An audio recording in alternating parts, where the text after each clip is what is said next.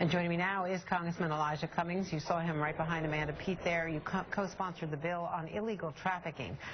Why the focus on illegal trafficking? What are you trying to accomplish, especially from the perspective of someone who represents urban communities?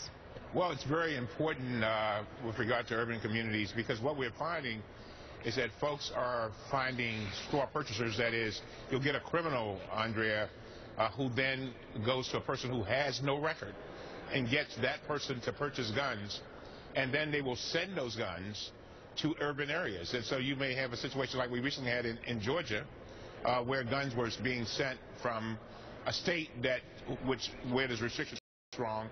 They then send them to be sold or distributed by gang members to urban areas. And so trying to get to that straw purchaser, which this bill goes to, is very important. And so basically what we're doing is increasing the penalties for those people who do the straw purchasing.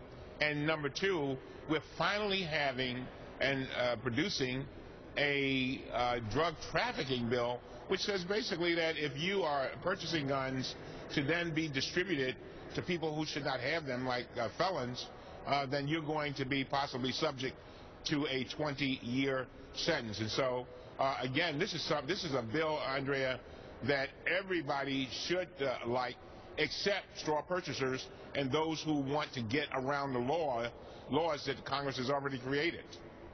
Now, there's a lot of talk about the assault weapon ban. As you know, the president still says that he's pushing for this despite opposition. Even we hear negative things coming out of Harry Reid.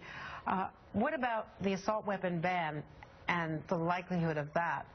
Or is your focus more on handgun control and the gun trafficking bill? Yeah, our focus here is on the gun trafficking bill. Let me tell you why, Adrea.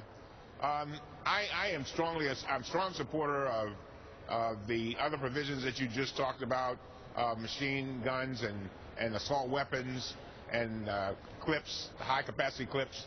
But this is something that we've gotten Republicans to agree with us on. In other words, this is the first time in a long time in the House where we've got co-sponsorship with Republicans. And we had two yesterday as our co-sponsors, and now we've added another 3 Republicans. And we expect that before it's all over, we're going to have quite a few folks on both sides of the aisle, and we'll have a bipartisan bill. There's another thing that's very significant. Adrea, you spent a lot of time looking at Fast and Furious. During the Fast and Furious hearings, the ATF officers that came to testify before us basically begged us to create a drug trafficking law, because basically what they were saying is that it was almost impossible for them to get convictions of these cartel leaders and people who were actually buying 60, 70 guns a day and then distributing them all across the country to criminals. So this is an effort to get at that. Those other provisions are things that, you know, maybe we don't agree on with, maybe the Republicans don't agree with us on, but you never know. I think we're now opening the door finally to working together like the American people want us to, and perhaps we can have some other provisions later. But right now we're going to concentrate on this, and I think we're going to get it through. And you've got law enforcement behind you. Ray Kelly, the New York City police chief, of course, was on Jon Stewart last night.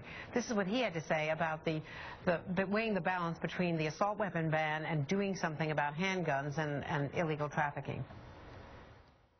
It is a concealable handgun that's killing people. Assault weapons, I think, they should be eliminated. But they're responsible for less than 2% of the shootings in this city. And he was making the point that Governor Cuomo's law in New York State is the toughest in the nation, arguably, but the guns are still pouring in, and they're coming up from the south and coming up that I-95 corridor, and a lot of them are stopping off in Baltimore and in your part of the world. That's exactly right. And Adrea, this law, the one that we are pushing, creating a trafficking law, clearly would have a tremendous impact. You got to understand, these guns are more than likely, many of them, being purchased by folks who are standing in for criminals. The criminal knows he cannot get a gun.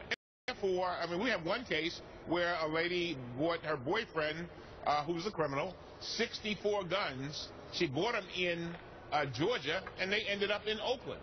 and the police found them at crime scenes. So I think that, people wonder how can we then reduce those guns going into urban areas. I think this is an excellent way to do it, and that's why I think this is a no-brainer, or should be, for Republicans and Democrats. Congressman Elijah Cummings, ye of great hope, thank you very much. Thanks for being with us. Thank you, Andrea. Thank you. And